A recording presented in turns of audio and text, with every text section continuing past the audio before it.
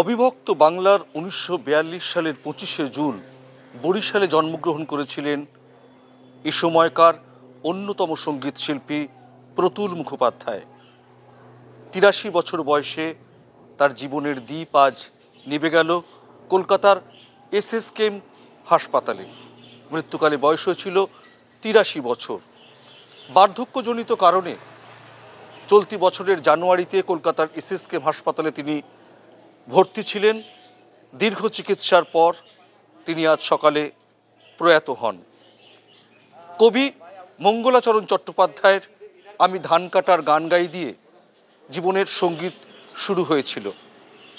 আগুনে পাথরে পাথরে আগুন অ্যালবাম ১৯৮৮ সালে প্রকাশ পেয়েছিল, যার গান আমি বাংলায় গান গাই।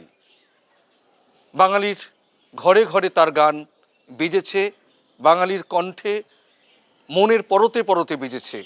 সেই বাংলা গানের আমি বাংলায় গান গাই সেই শিল্পী আজ প্রয়াত হয়েছেন। তার মৃত্যুতে গভীর শোক প্রকাশ করেছেন রাজ্যের মুখ্যমন্ত্রী মমতা বন্দ্যোপাধ্যায়। অগণিত তার সত্রীমণ্ডলী আজ বাকরুদ্ধ, শোকস্তব্ধ। তার এই প্রয়াণ বাংলা গানের অনেক অপূরণীয় ক্ষতি। বাংলা সঙ্গীত একজন মহান শিল্পীকে হারালো। পশ্চিমবঙ্গ সরকারের তরফে বহু পুরস্কারে, বঙ্গবিভূষণ, সঙ্গীত সম্মান, এরকম বহু পুরস্কারে তিনি পুরস্কৃত হয়েছেন।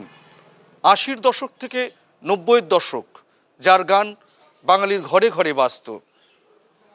মূলধারার সঙ্গীতের বাইরে শুধু তার কথার সুরে এবং গানের মানুষ মুখরিত হয়ে থাকত। সেই দ্বীপ আজ নিভে গেল।